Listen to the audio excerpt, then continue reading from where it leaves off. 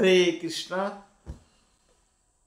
श्रीमद् भगवद गीता दूसरा अध्याय गीता सार और 34 तक को हो चुका है।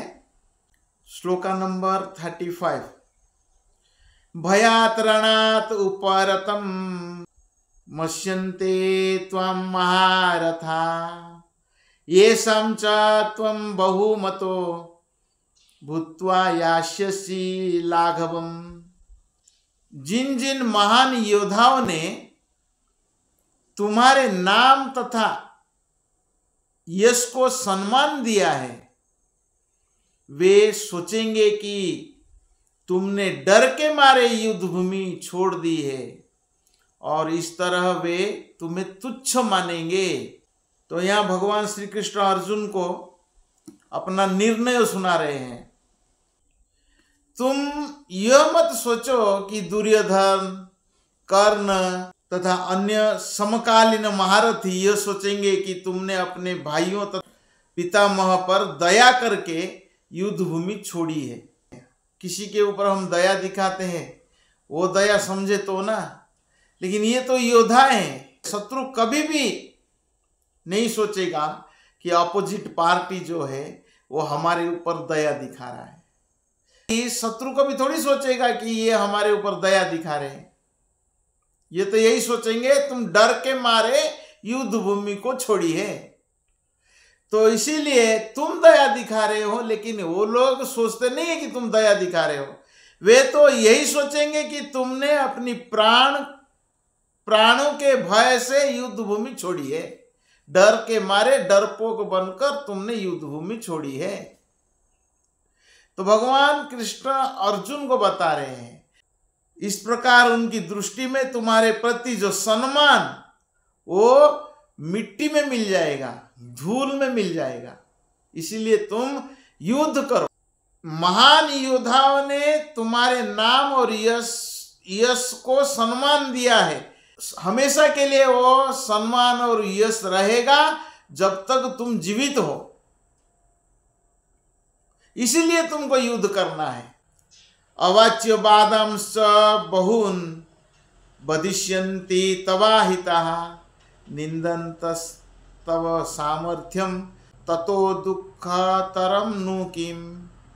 तुम्हारे शत्रु अनेक प्रकार के कटु शब्दों से तुम्हारा वर्णन करेंगे और तुम्हारी सामर्थ्य को उपहास करेंगे।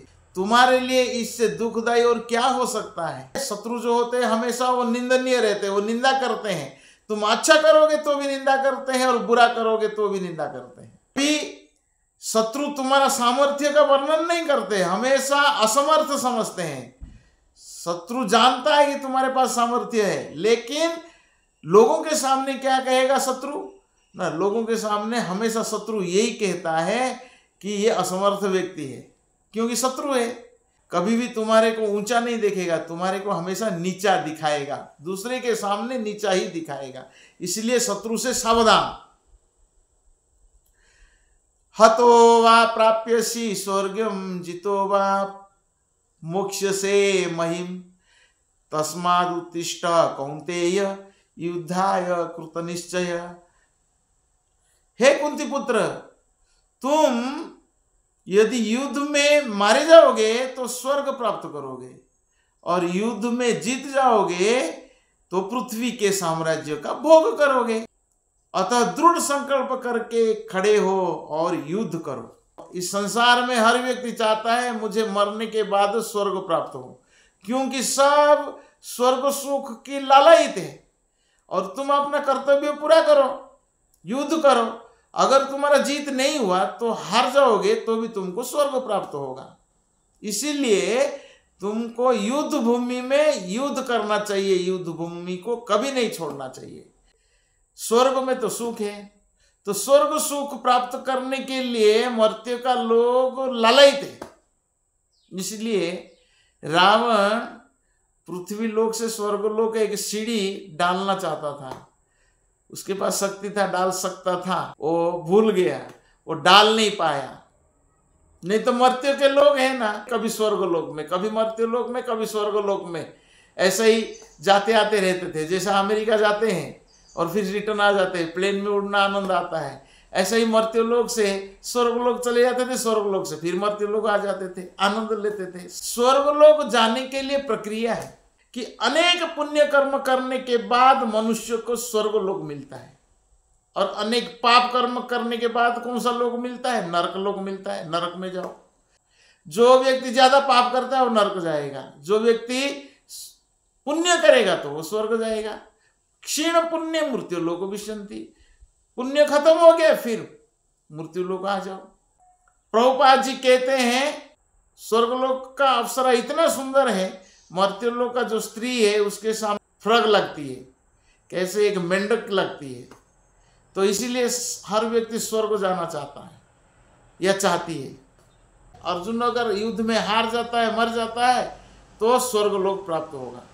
तो भगवान कहते हैं तुम अगर मरोगे तो स्वर्गलोक प्राप्त होगा, जीतोगे तो पृथ्वी का साम्राज्य प्राप्त होगा।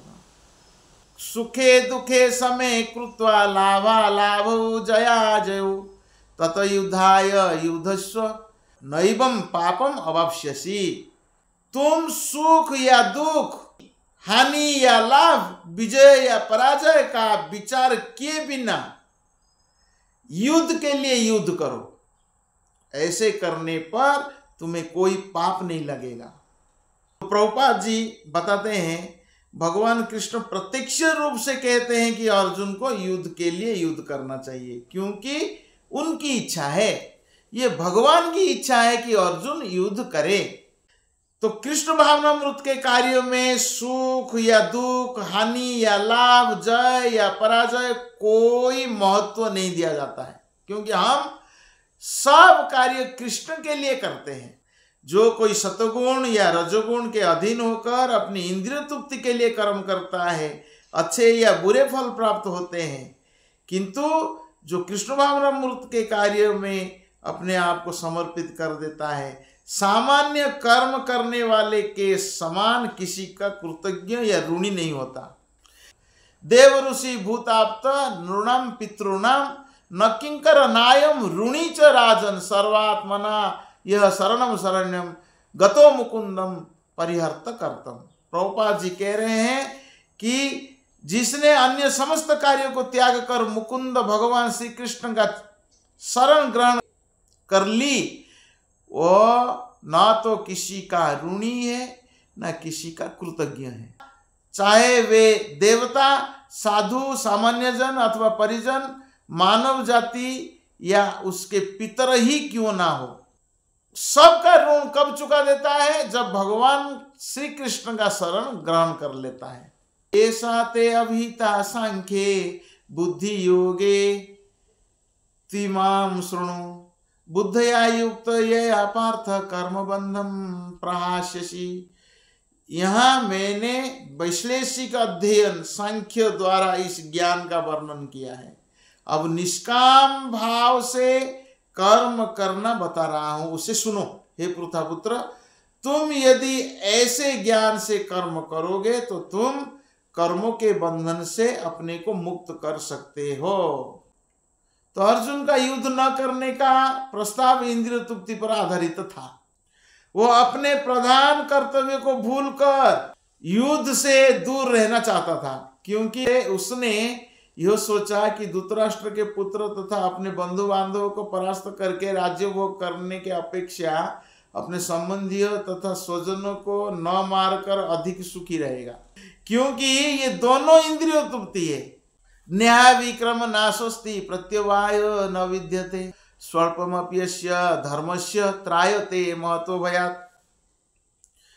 इस प्रयास में, कृष्ण भावनामृत में, न तो हानि होती है न ही ह्रास होती, अपितु इस पथ पर की गई अल्प प्रगति भी महान भय से रक्षा कर सकती है। जीवन में सबसे महान भय क्या है? मृत्यु। मृत्यु वास्तव में नहीं है। कहीं हम नीचे योनि में चले नहीं जाए, सूअर का शरीर प्राप्त हो गया, महान भय है कभी कहीं हमें नीचे योनि में चले नहीं जाए। 84 लाख योनि के बाद ये मनुष्य शरीर मिला है, केवल भगवान का भक्ति करने के लिए।